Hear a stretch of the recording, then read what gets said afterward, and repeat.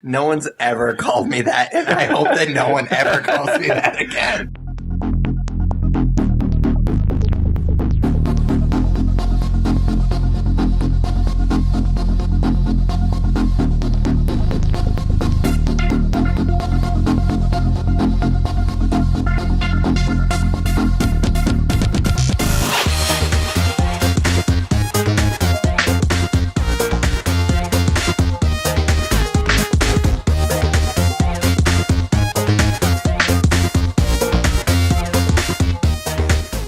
Hey guys, welcome to another episode of the Nerds You're Looking For podcast, a weekly nerd culture podcast that discusses nerddom through various segments. My name is Tyler Hunt, and I am here in the flesh with my co-host, as always, Pat Attack.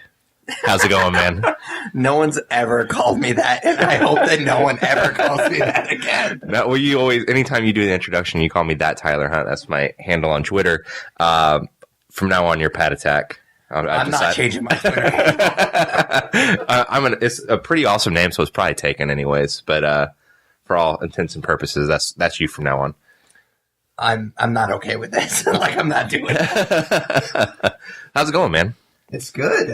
It's been a while since I've actually seen you, like, in person, not on Skype. So that's interesting. We went and saw Pacific Rim that obviously we're going to record or review here in a little bit. So I'm excited about that as well. Well, not so much the review, but the fact that we actually got to see a movie together. We were planning on going to see Ready Player One, but I guess we got our weeks mixed up and it doesn't come out until next week. I mean, I don't want to sound over dramatic here, but that's probably the worst thing that's ever happened to me in my life. You've had a pretty easy life. I was like, man, Ready Player One, that's a Tyler Pat movie. Like, we're going to go see it. We're going to review it. It's going to be awesome. And then I thought that I'd get by without having to see Pacific Rim, and obviously just didn't happen. So pretty disappointing. We'll review it later, but I'm never getting those 2 hours back. I don't know. Other people, I quickly realized I was back in Evansville, though, because as we walked out, that one woman was like, actually wasn't that bad. So I know we need to probably save it for the review, but yeah, for sure. Spoiler alert, it was actually that bad. So why are you in town? Oh, my grandma turned 93. So we had like a birthday thing for her last night. So I came back for that. Cool. And next weekend's Easter, so I'm not coming back for that because it's Easter. So, it's not an opportunity to see some family and see you, Pat, I guess. You didn't see it as enthusiastic about that last part. No, just back for a few days, so.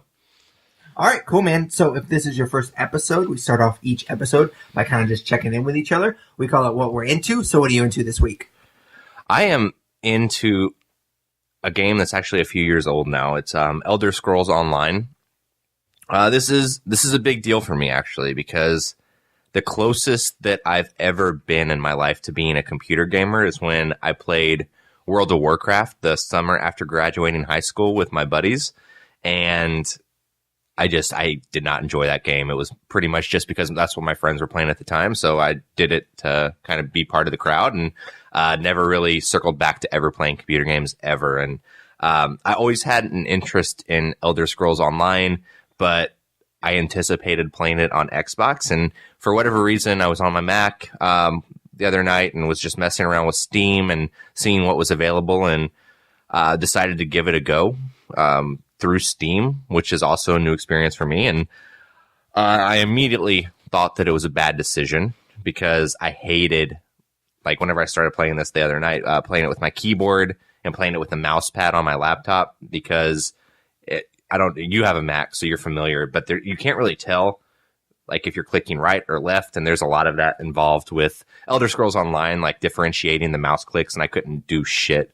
So I was like, all right, I'm going to have to get like a wireless gaming mouse or something like that. And I ended up finding software that lets you play games on your Mac through with an Xbox One controller. Yeah. So I plugged my Xbox One controller in and used that to play. And the moral of that whole story is I guess I should have just played it on my Xbox because I'm using an Xbox controller anyways.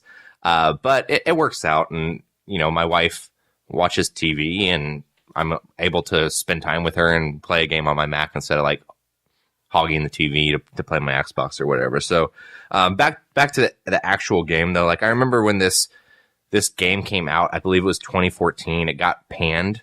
It was not getting good reviews at all, and Skyrim was still popular. It had come out a few years previously, and they've re-released that game like 5 times at this point. So people were kind of sticking with that Elder Scrolls game, and everybody kind of skipped over the multiplayer aspect of Elder Scrolls Online to stick with Skyrim. And I guess apparently it got re-released a year or two later in 2015 as a free-to-play game, which means like no monthly cost. You just pay for the software, and I think that attracted a lot of people back. And apparently they also changed some gameplay issues that players had, which results in the game that we have today. And so far, I'll say I'm enjoying it quite a bit. It's definitely not as intricate as a game as like Oblivion was or as Skyrim is, because it's got to account for the bandwidth of all of the players that play the game online. But I'm having a ton of fun with it. Like MMOs and RPGs are always pretty hit or miss with me. For whatever reason, they stress me out sometimes. And I think I've mentioned it on the podcast before, but it's the nonlinear aspect of it. I always get sidetracked into doing side missions, and then I start to get worried and stressed out because I'm not playing the main quests. And I think I've pushed past that in my old age, and that's why I'm enjoying Elder Scrolls Online so much. This game was really easy to pick up, really easy to get going, and I know there are a lot of layers that I haven't uncovered yet because I probably only put 6 or 7 hours into it so far. But I appreciate that the game is easing me into everything pretty well. Like I said, I've not dumped a lot of hours into it, but definitely enjoying it so far. I don't know. I might pick it up for Xbox at some point, but for now, it's running just fine on my Mac. So, yeah. So I actually thought about getting this game when it first came out. I think it came out like a couple of years ago when like real close to my birthday, and I was just like, oh, that'd be kind of cool to pick up a birthday gift for myself and play this game. But I think Witcher 3 had come out like a month or a few weeks before this game, and this game wasn't getting very good reviews, and Witcher 3 was like blowing people away, which rightfully so. I ended up getting Witcher 3 instead, and it's a phenomenal game. So I just kind of skipped over this one, and from what I understand, didn't really miss a whole lot, but I've been hearing a lot of similar things about it since its releases, that through the various re-releases and whatnot and the patches and whatnot, it's kind of gains a little bit of steam. As far as playing games on the computer, I know that you have a Mac. I have a Mac as well, but I also have a PC to do all the YouTube stuff on it because it's just so much easier. I actually really like having the PC because I have an Xbox in my living room, and my wife can actually watch TV on our TV because we have a smart TV. And then I could actually play my Xbox on my PC while she's watching something. So I can definitely agree with you that that helps with my gaming, that I can actually do something like that while she's also doing what she wants to do. So it helps our marriage a little bit, as silly as that sounds. But yeah, it definitely helps a lot, and I don't feel as guilty playing games so much because we're still in the same room, I guess, and she kind of doesn't have to just sit there on her phone the whole time. Yeah, I mean, for me, it's like I've been married 3.5 years, and you've got a little bit of time on me. I think a year or two on me. But at this point, I've pretty much run out of things to say to my wife. So you're just coasting until you die. Pretty much, man. That's kind of where I'm at with it. But no, of course. I mean, she obviously doesn't listen to this podcast because she's not supportive at all. But no, I love my wife. She's great. I have to put that. You sounded very enthusiastic about just in case somebody who knows my wife is listening and gives her a heads up that I talked some shit this week. But yeah, man, what are you into? I am into something that I think will shock Tyler and shock a lot of our longtime listeners. I actually watched the first episode. It's the only episode available as of right now of the Superman prequel, Krypton, which is on the Sci-Fi Channel. And I mean, like I said, it's going to shock a lot of our longtime listeners because I am not a fan of Superman. I've gone into why I'm not a fan of Superman quite a few times, so I'm not going to rehash all of that. And honestly, I wanted to see Isle of Dogs this weekend because that was supposed to be released, and that was kind of my go-to. Okay, I'm going to go see Isle of Dogs, and then we're going to review Pacific Rim. Isle of Dogs will be what I'm into, but unfortunately, it only got a limited release, and because it's Evansville, I didn't get to see it. So I was kind of scrambling the last minute, and I saw that this was premiered that a couple of days prior to this, and I was like, okay, well, I'll give it a shot. I kind of pride myself on at least giving things a shot. Generally, when it comes to Superman stuff, I kind of bend that a little bit, and generally, because of my bias, don't give those things a shot. So I wanted to be a little bit more objective and go into it with as little bias as I possibly can.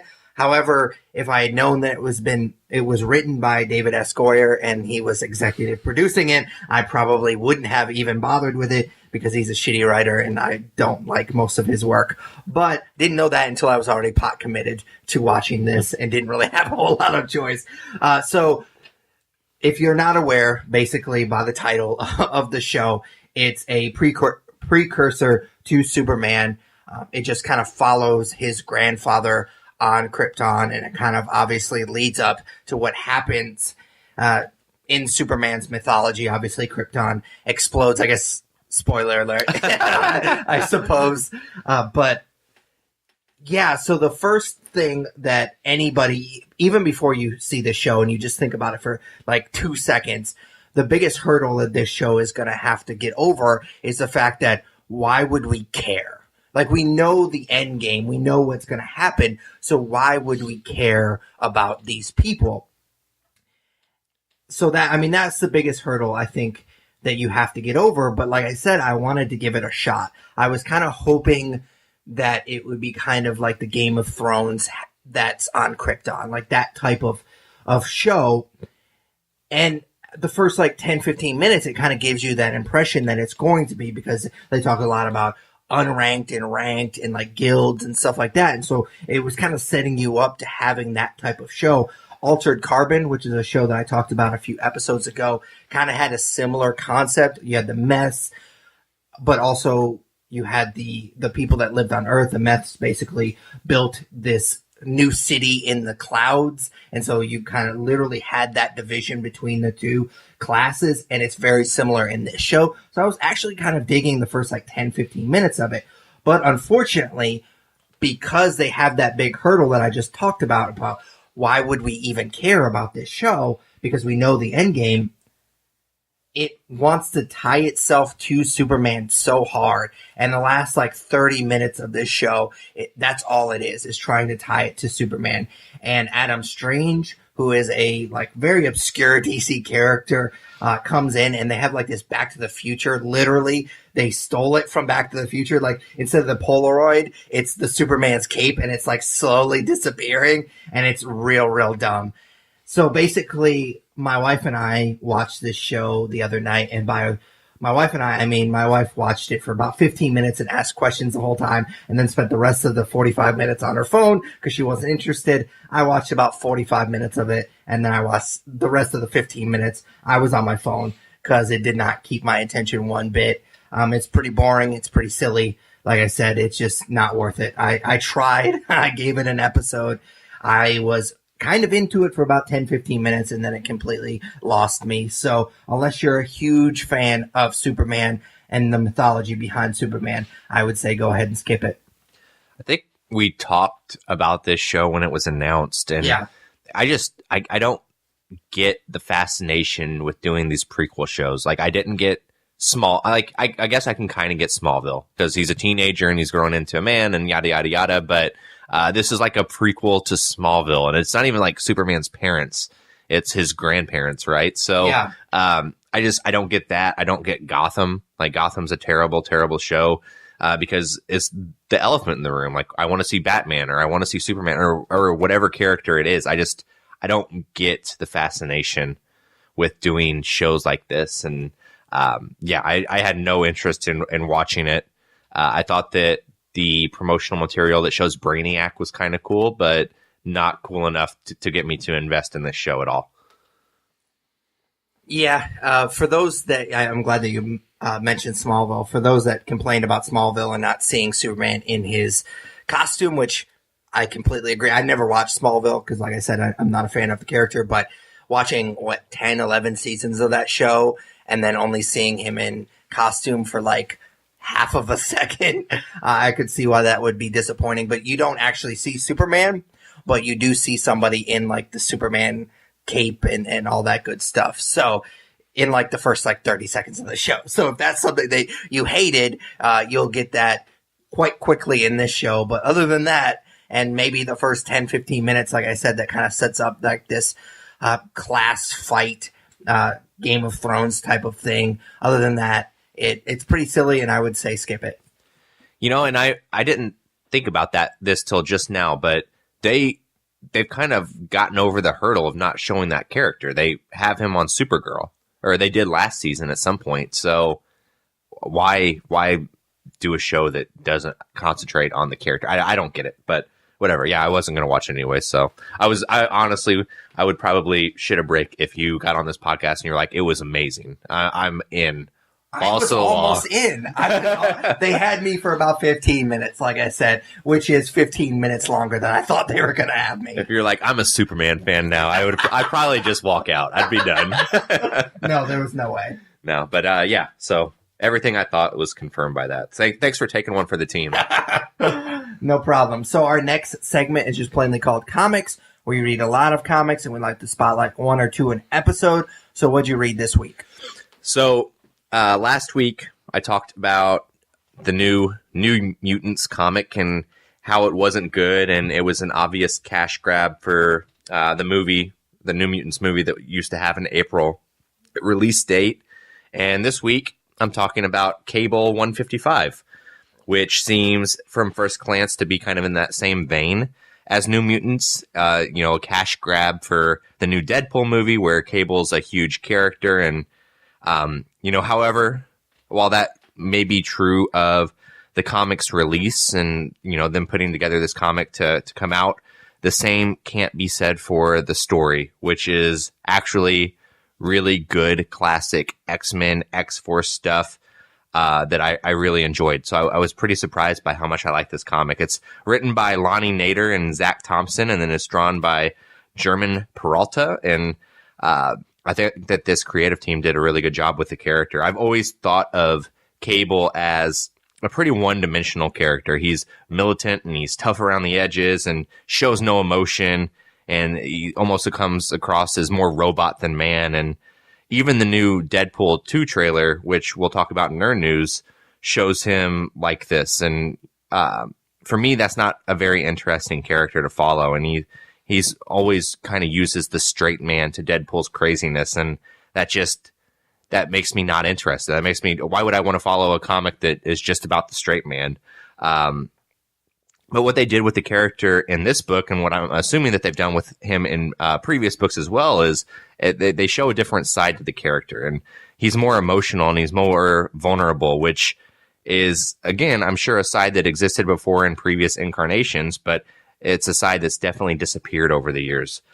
They do this by tackling the aspects of fear, so what Cable's afraid of, and by introducing, or I guess reintroducing, his daughter Hope Summers back into his life. I'm not very familiar with Hope as a character, but as soon as she hits the page in this book, it elevates the comic and adds a dimension to the Cable character that I really appreciated. Like I said, had no idea that Hope Summers existed, but the father-daughter element is a great story propeller, and immediately got my buy-in. The other aspect of this issue of Cable that I really liked was that it's rooted in horror, more specifically like body horror. I had no idea until I read this book, but apparently Cable's metal arm is like a type of tech virus that he's holding back from taking over his entire body with his telekinesis. They really explore this through the issue's villain, and some crazy stuff happens in that thread of the story that I won't spoil, but if you can't tell, I was really caught off guard with how much I enjoyed this book. The art's great, and I just think a lot of care was put into deciding what story to tell with Cable, because it's so easy to make him just a gun-toting military guy that, they could have easily gone the action comic route with this, but instead they're telling a really personal story to the character, and that's something I really appreciate, and that's why I'm going to keep reading it.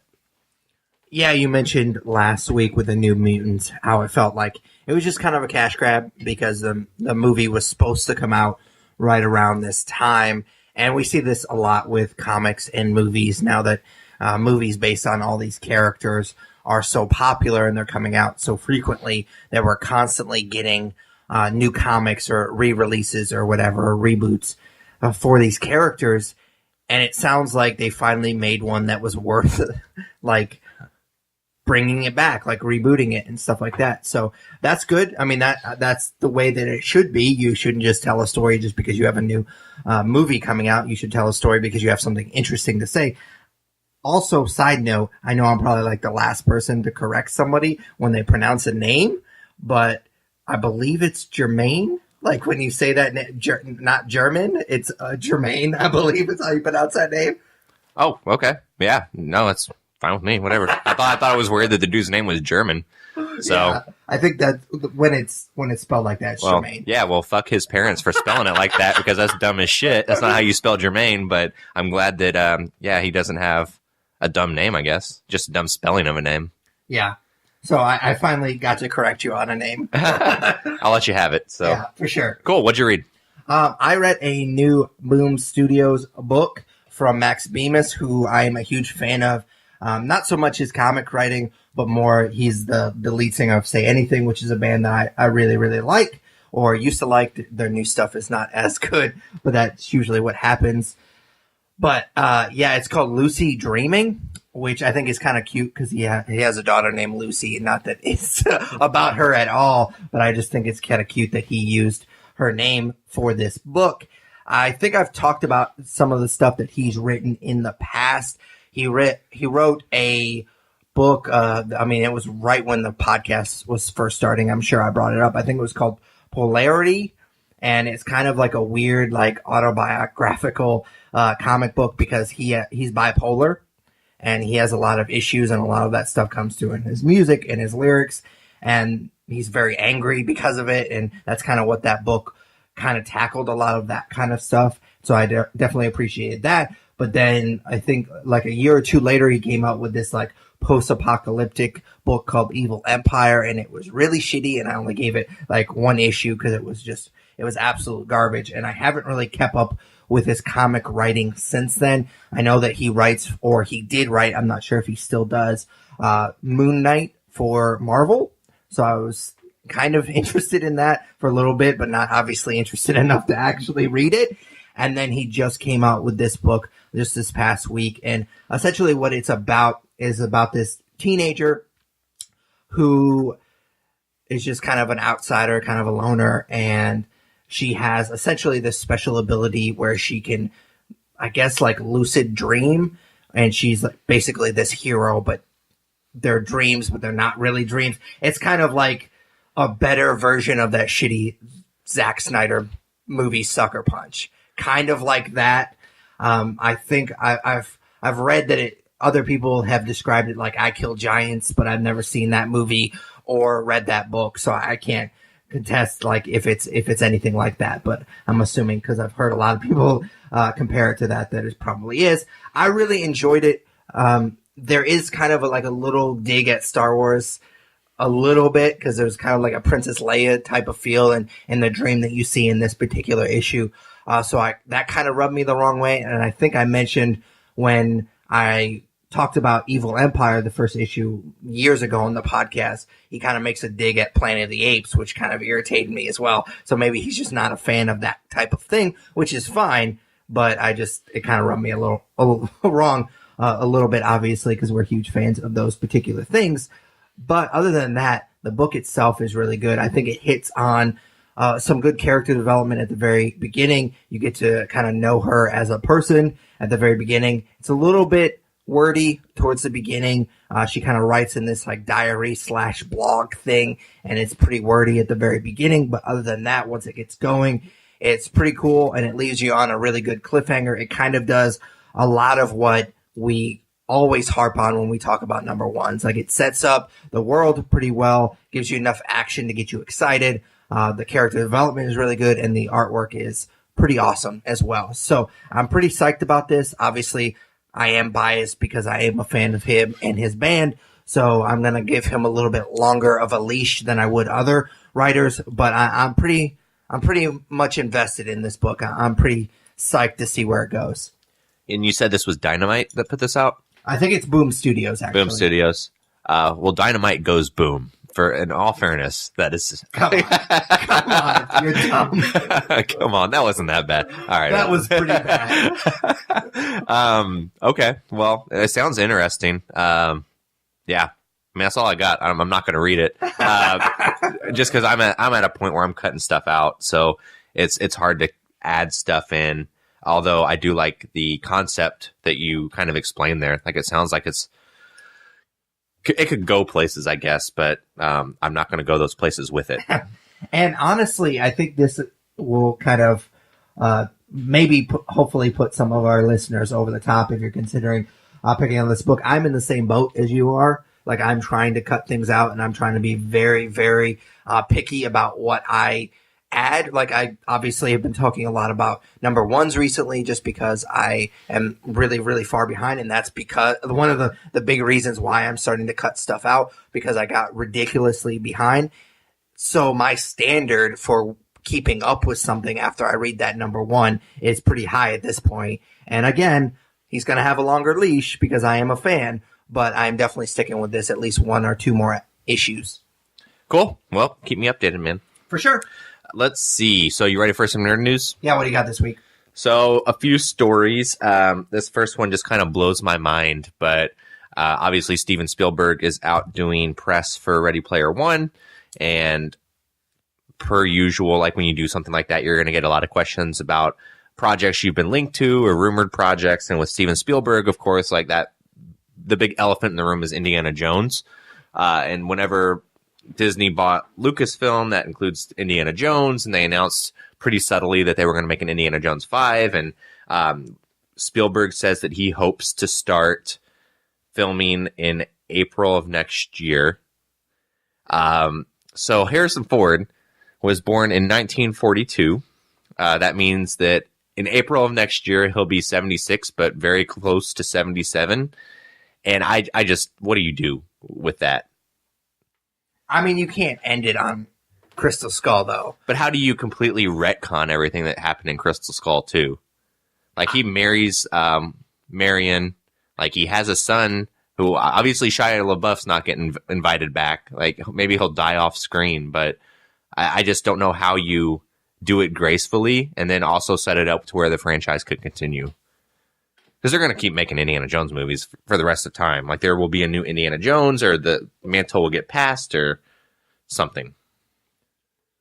Honestly, I think, and I know I've said this before, like, I'm super jaded when it comes to stuff like this. Like you said, they're going to continue making these movies, and these movies are going to continue making money. So I don't know if they're super concerned with making it good. Like, I don't know if they necessarily care about that anymore, which sucks, because I think sometimes our gauge is Rotten Tomatoes. Well, not necessarily just that, but like, if it's a good movie, their gauge is, oh, did it make money? Is it profitable? And we have to consider that when we're talking about this. I don't mean to plug it because it's already happened. So it's not like you could go back and see me perform or anything, but I made a joke about this in my recent show, just that the working title is going to be Indiana Jones. We're so sorry. Because I feel like this is just going to be an apology letter for Kingdom Skull or Crystal Skull or whatever the fuck that stupid movie was called. Yeah, I just don't know how you do it at all. Like, even if you're like, okay, well, it's not going to be good, but it's going to make money. Like, but how do you have him do anything at 77 years old? That's my question, I guess. The same way that they had him do weird shit in the last one. It wasn't that long ago. I guess I was still in college. Yeah. I mean, he was early 70s at that point, or late 60s, I would imagine, right? So whenever they filmed that. So yeah, I mean, you could kind of get away with a little bit more, but, you know, he was asked to run in one sequence in Force Awakens, and that's a painful scene to watch because it looks like he's just kind of limping down the hallway of the Falcon. So I don't know how you're going to have Indiana Jones running around. I guess we'll see. Yeah, I think we've talked about this before. One of the things that he really wanted to do, like one of the reasons, from what I understand, and maybe it's just a rumor, for him to do Force Awakens was that they had to make another Indiana Jones film. So I kind of assumed that this was going to happen eventually. Why does he get so excited about Indiana Jones but hate Han Solo so much? I don't know. He just seems like a grumpy old man. Like, I don't... every interview I see with him, it breaks my heart because Han Solo is my favorite character in the Star Wars universe. So the fact that the actor playing him just doesn't care kind of bugs me when everybody else seemed to really love it. Yeah, I don't know. He's definitely a bitter old man. I know that he went to the Star Wars Celebration last year, and he's kind of started to embrace some of that stuff. Maybe because he's happy because Han Solo is finally dead. But yeah, I don't know. We'll see. We'll see if this movie ever gets made. I wouldn't be honest. I honestly would not be surprised if we don't get another Indiana Jones movie with Harrison Ford. Let's see. So nerd-related news kind of combines a couple of my favorite things. Disneyland is going to open a Marvel-themed area of their park. And that's all I got. I don't know any details, but it makes my nerd dick a little hard. I don't like that I'm sitting really close to you right now.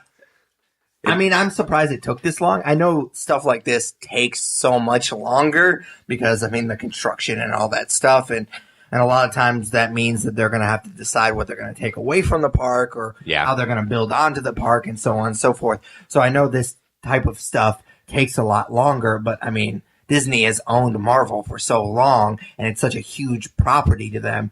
Why did it take this long? Why did it take so long for them to make a Star Wars part of the park as well? Like, that still isn't open yet. So I'm confused on what takes so long. Yeah, I know the Star Wars part opens next year. Yeah, I don't know what kind of planning goes into it. I know there's like some weird ass Wild West laws with Universal on what they own and what they don't own as far as theme parks go. Like, because Universal in Florida has like a Marvel area. So it's like west of the Mississippi, they're good to go. But east of the Mississippi, they can't incorporate Marvel products into their theme parks, which is fucking insane that there's a contract somewhere that says the word Mississippi in it. Yeah. But then there's like other loopholes because they're allowed to use Guardians of the Galaxy at Disney World. Because they're making a Guardians of the Galaxy attraction at Epcot, but they're not allowed to use other characters. It's just really weird, fucked up stuff. So I'm curious what that contract actually looks like and when it expires. But yeah, Disneyland in California is getting it, and Disney World is not. That's a bummer. Yeah, I've never been to Disneyland. I'd like to someday, but obviously, I mean, I've talked about it on the podcast before. Disney World's kind of Brittany and I's go-to vacation spot. We enjoy it quite a bit. So. Looking forward to Star Wars, but bummed there will be no Marvel, I guess. So, cool. So I just read this today, which was pretty interesting. But the next story is the Deadpool cartoon that Donald Glover was creating has been canceled by FX before it even got going. I guess creative differences is what they cited. So I guess it could still technically be picked up by another network, but right now it's dead. Yeah, it's surprising. I mean, obviously we have no way of knowing what actually happened, but the fact that he has a series that is very successful on that same network seems kind of odd that they wouldn't give him a longer leash, even if there was creative differences. Obviously, Atlanta does so well and is so critically acclaimed that you think that he would get a lot more leeway when it comes to stuff like that. Yeah, it is weird. You know, you think you would make a hit for somebody, and then, like you said, they'd kind of give you a longer leash. But yeah, who knows why? Like, that show people would obviously watch that show even if it was bad. So I'm not sure what he was wanting to do that FX wasn't on board with, but must have been risky. I don't know. Cartoon nudity. Maybe, yeah. I've seen some shows on FX where it's a lot worse than cartoon nudity as far as content goes. Like, you know, it's they've got some pretty shitty shows, is what I'm saying. For sure. But yeah, so that's a bummer. We'll see if it gets picked up somewhere else. But the other story I have that kind of circles back to Deadpool, and I mentioned it when I was talking through my comic, was that there was a new Deadpool 2 trailer released this week. Did you watch it? I did not. You motherfucker. I was really hoping that we would have saw it before Pacific Rim today, so you wouldn't have had an excuse. But just close my eyes. Really? That's where you draw the line, is Deadpool 2? No, I've gotten to the point where it's they have a teaser, and then they have that first official trailer, which we've already seen with I completely blanked on his name. What is the guy playing? Josh Brolin? Yes. Oh my god, I can't remember. I can't believe I forgot his name. So you see Cable. You kind of had the teaser, which the teaser barely counts, but it's still there. And then I'm just not gonna watch that second full trailer. I'm just not gonna do it. I only remember one trailer, the one where they're making the joke about his arm and the CGI not being done, and then Sheriff Deadpool, and he does it with action figures. That's the only trailer I remember. They've had, I guess you can't count the first teaser because it was before they even started filming the movie. Can't remember what movie it was. Bob Ross. When it's Bob Ross? No, there was one before that too. Huh. And then the Bob Ross one, and then now the first official trailer, and now they have another trailer. I'm done. I'm done with the multiple trailers. In all fairness, this is the only trailer they've released for this movie that is only composed of material that is in the movie. You know, it's not Deadpool playing with action figures or dressed up like Bob Ross. Like, it's a straight up trailer for the movie we're going to get in May. You're not convincing me to see it. I'm not going to see it. No, it's fine. It looks good. I know that they're doing reshoots, like, nervously close to the movie's release date, and some people have said, like, things aren't going well with the movie, and then there was, like, some stuff that came out that, it's testing better than the first one tested, and, like, I that's kind of my trailer nonsense on my end, is I that's all white noise, because it never turns out to be accurate of what the movie is going to be that we get. So as far as like testing, or I know the reshoots aren't really that bad, like that's just all stuff I block out, but based on the trailer we got, it looks pretty good, and it looks pretty funny. So hopefully it's good. You know, if it's not good, I won't be too disappointed, because it's your movie in the Rotten Tomatoes film draft. So we'll see. All right, man. I will not watch this trailer. Well, what about whenever you post it to our site for... I'm going to close my eyes. You're a child. That's all I got for Nerd News, man. All right. So like I said earlier, we will be reviewing Pacific Rim Uprising, which, of course, is a sequel that almost nobody asked for to the 2013 Del Toro film. It was directed... This particular movie was directed by Stephen S. DeKnight, who... is not a name that I knew. I had to look it up prior to go seeing this movie, because we literally just saw it. So these first few things that I'm going to say about the movie are the only notes I'm going to have for it. He's actually a TV producer. He did Spartacus, and he actually did the Netflix Daredevil series as well. And normally I do like my own synopsis, but I did this little bit from IMDb, because I took these notes before we went and saw the movie. So this is taken from IMDb. Jake Pentecost, son of Stacker, which is a really dumb name. Just so stupid. Pentecost reunites with Mako Mori to lead a new generation of Jaeger pilots, including rival Lambert and 15-year-old hacker Amara, against a new kaiju threat. So that is the synopsis from IMDb. And you can tell by just how I pronounce their names that this film really didn't capture my attention, because we literally just saw it and I still couldn't remember what their names were.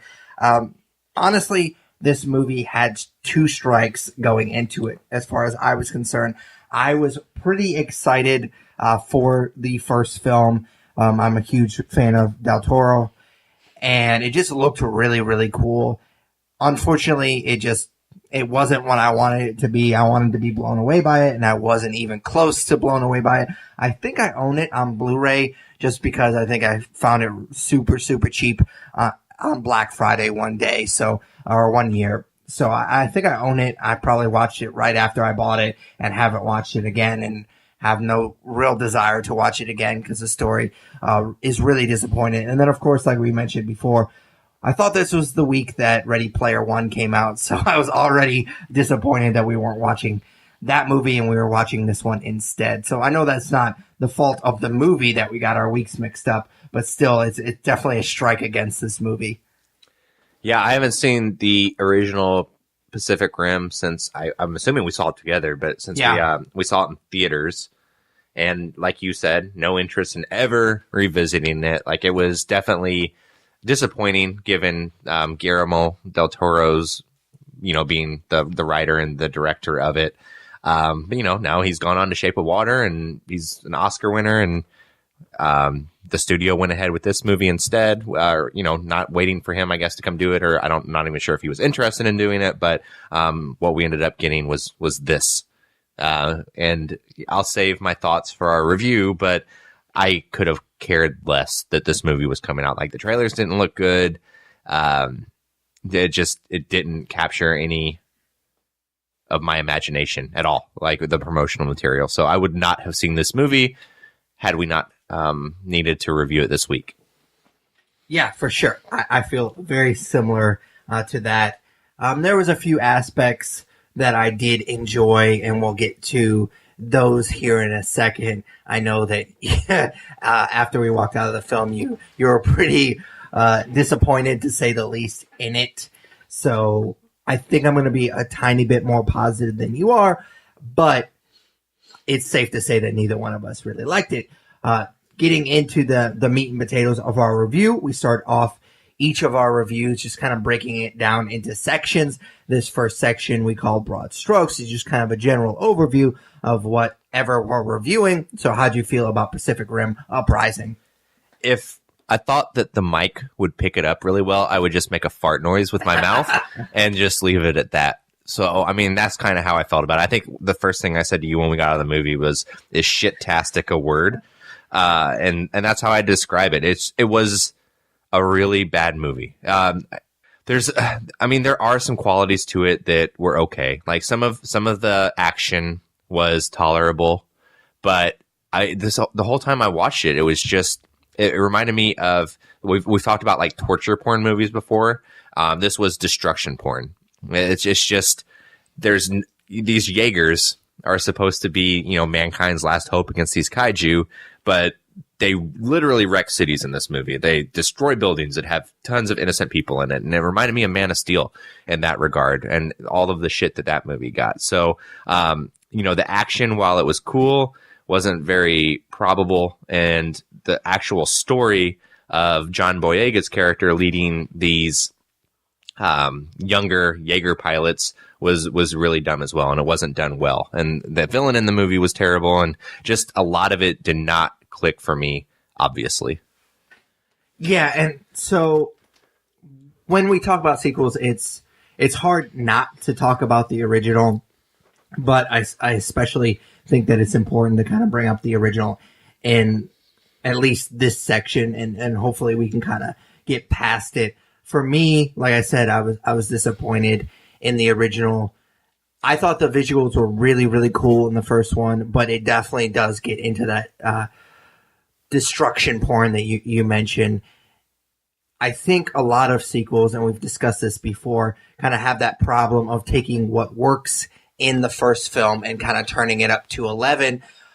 Luckily, in this movie, it didn't really seem to do that, because the first film is already kind of like at 10.5 anyways, so kind of turning it up to 11 is not that difficult. So I think they could have easily just really jumped the shark and just made this absolutely just a shit show and just make it absolutely ridiculous.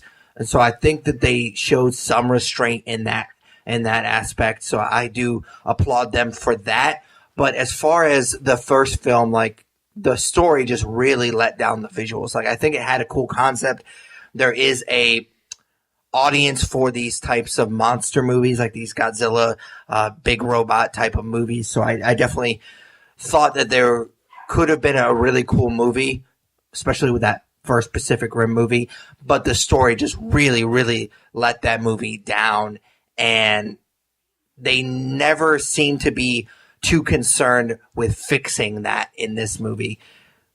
Yes, the visuals do get old pretty quickly, especially since we've already seen a lot of this same stuff in the first movie.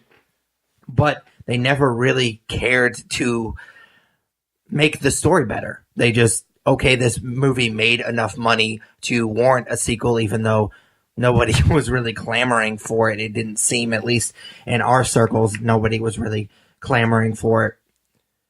So they didn't really care to make it better. They just wanted, okay, let's cash in on this sequel, but we don't really care to make it any better. The story just was exactly like the first one. It just was very disappointing.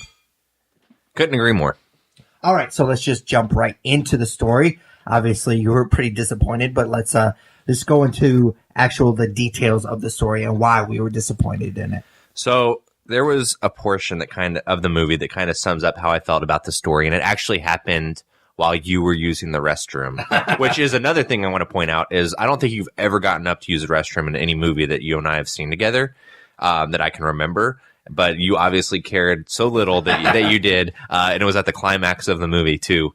So there's a portion that you missed where, you know, all of these young pilots are lined up, and John Boyega's character, who I already forgot his name, and the Stacker Jones or whatever. His dad's name is Stacker. Idris Elba is, God damn it. It's something normal. It's like Jack.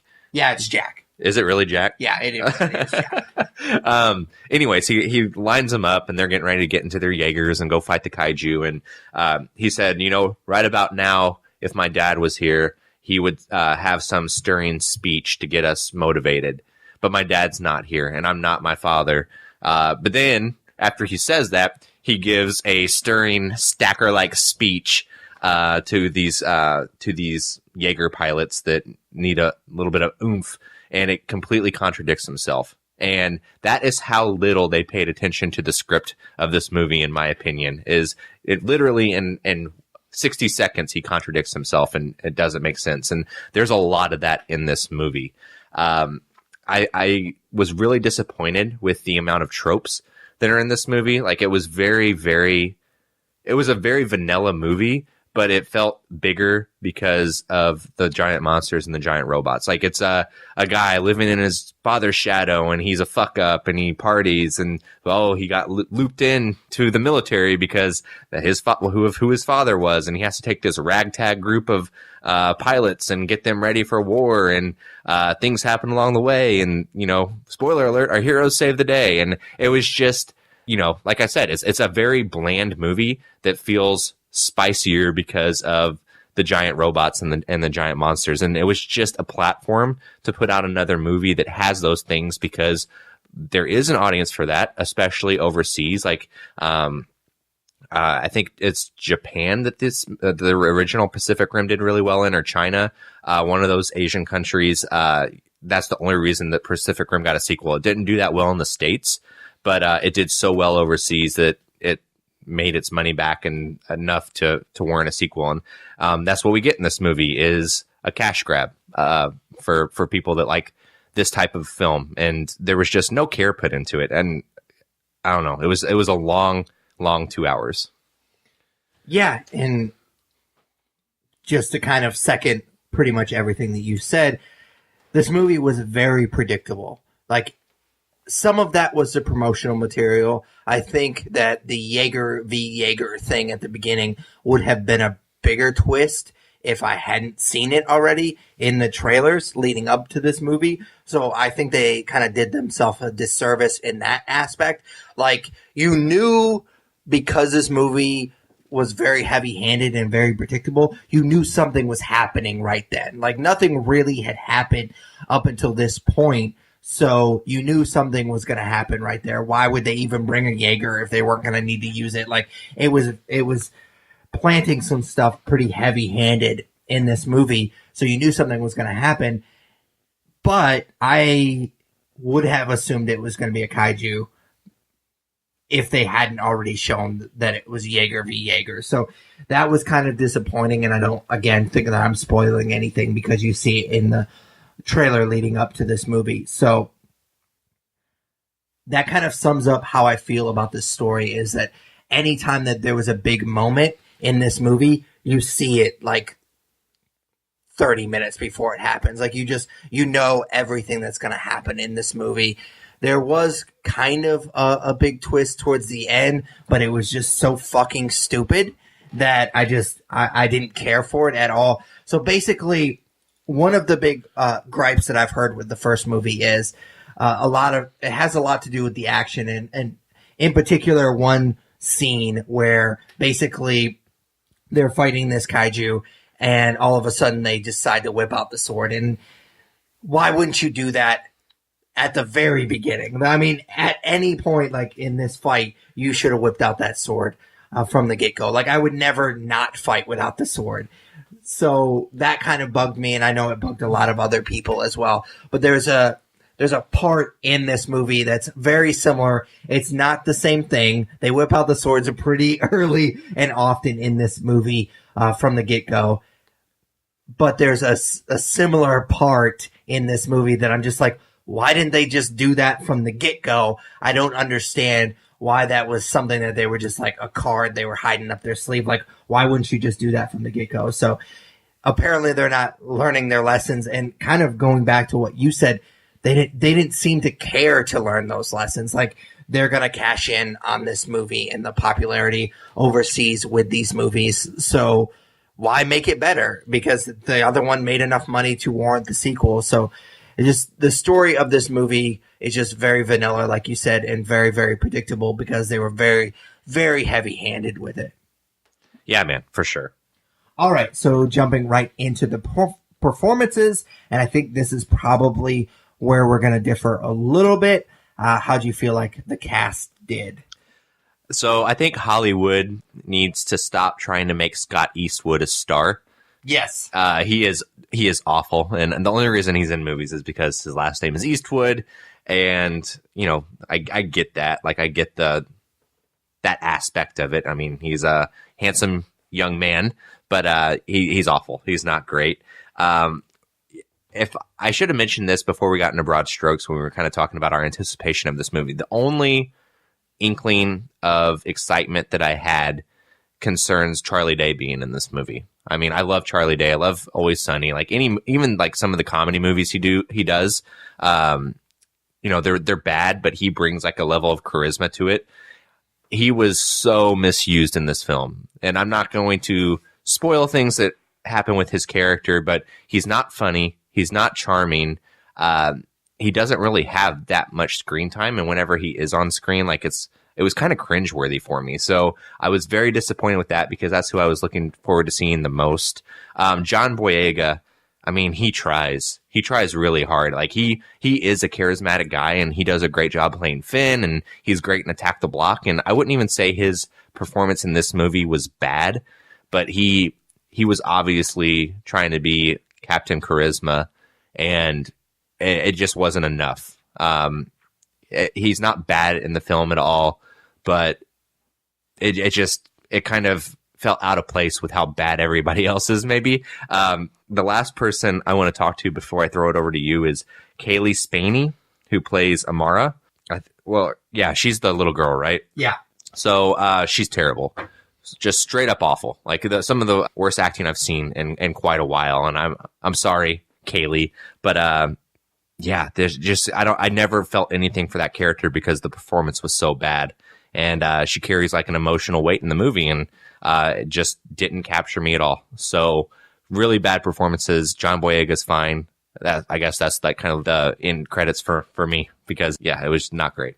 I actually thought that he was really good, and I thought you were going to trash him. That's why I kind of mentioned at the beginning of this segment that I thought we were going to disagree the most on performances. I thought that he brought a lot of charisma to this movie, and the few moments in this movie that I actually kind of bought into the characters were when he was on screen.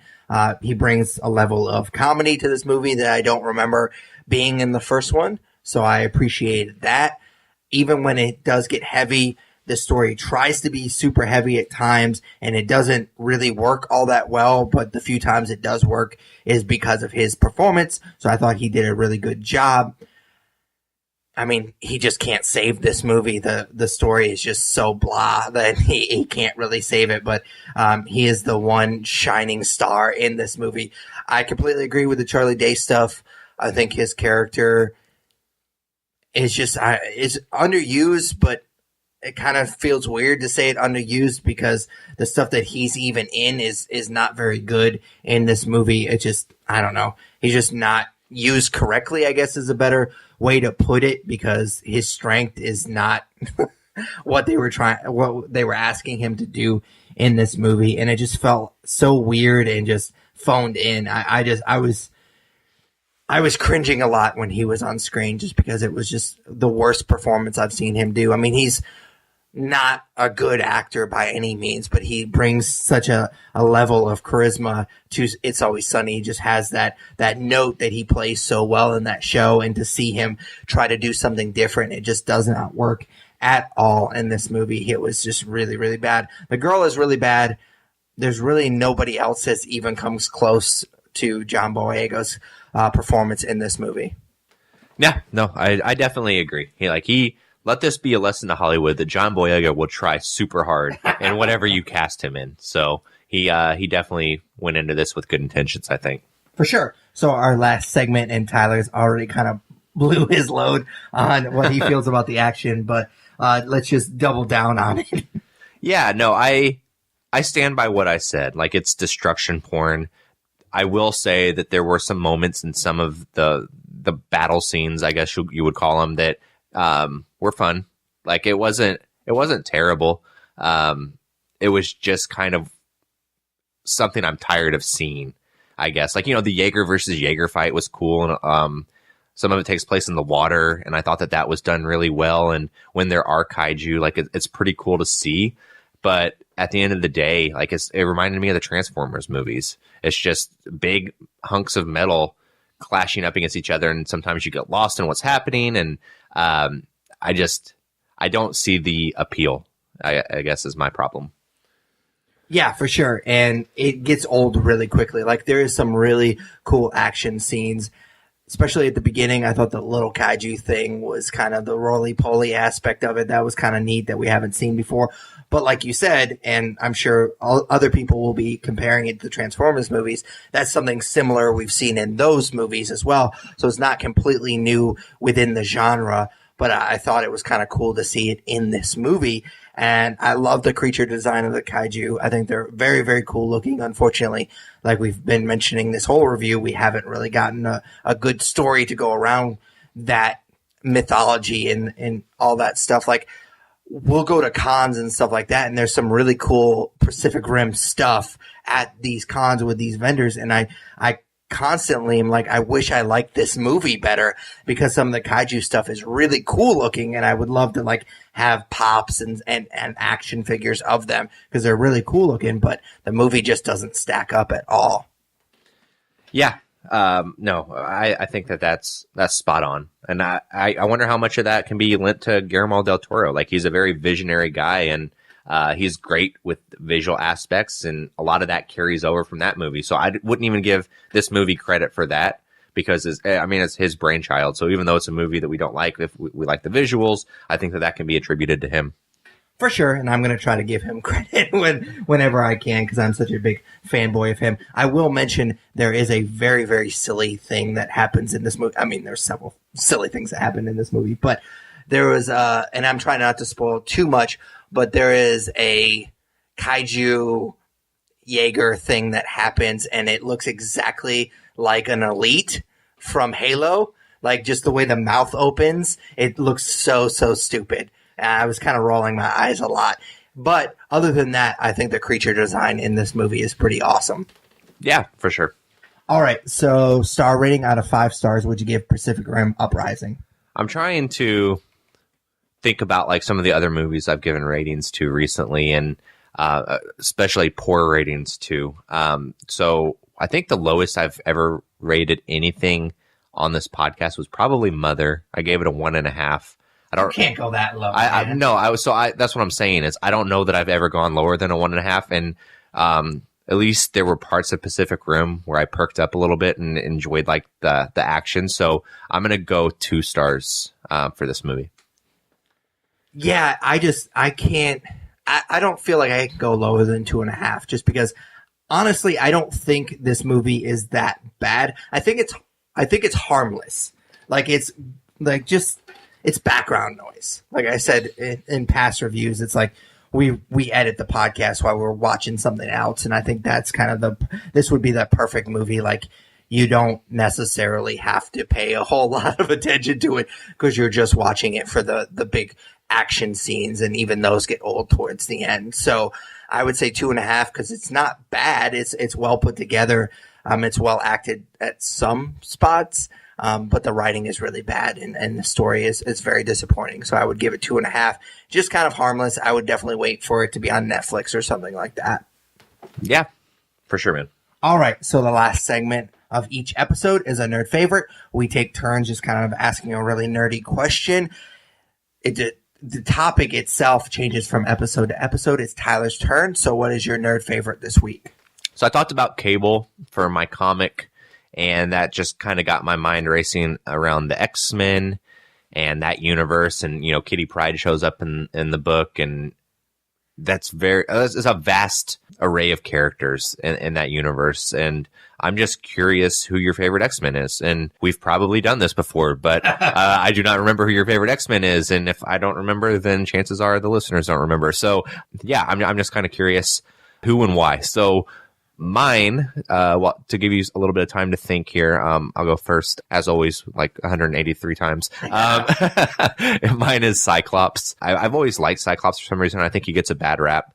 I don't know. I guess I don't want to sound conceited here or anything, but I always kind of, whenever I was growing up with these types of teams, and even with like the Ninja Turtles, I always gravitated towards the leader. And I don't know why. And like I said, I don't want to sound douchey saying that, but for whatever reason, that's kind of where my mind was. And so I like Leonardo the best out of the Ninja Turtles, and I like Cyclops because he was always the leader of the X-Men. And yeah, there are some qualities to the character that aren't great. Like he's kind of a Boy Scout and doesn't really take a lot of risks, but for whatever reason, shooting laser beams out of your eyes was always pretty cool to me. Like I liked the visor quite a bit, and I really liked some of his character arcs in the old X-Men cartoon.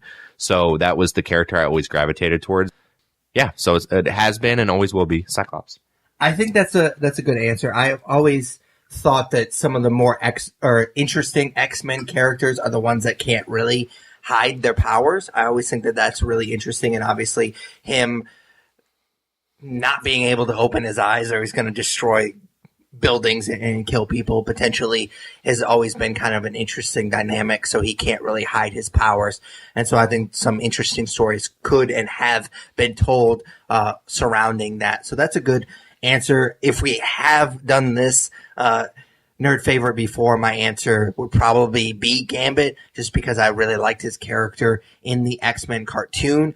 I wasn't a huge comic book fan growing up. My comic book fandom was really just Spider-Man. Most of my nerddom came from like the cartoons, and we've talked about that before in past episodes. So my knowledge of the X-Men has really come from that 90s cartoon. I really liked Nightcrawler as well, but Gambit was always kind of my go-to answer if I were to have been asked this question. But recently, just for the sake of conversation, because I think we've kind of talked about that and touched on Gambit, maybe not in a past nerd favorite, but just in general, I will, just for the sake of conversation, mention that I am really digging X-23 and her arc as the new Wolverine in that comic book. So if you haven't been reading it, it's very, very interesting. So I will say, just to kind of nail it down, Gambit is my favorite X-Men. But X-23 is definitely creeping up on the crown for me, so to speak.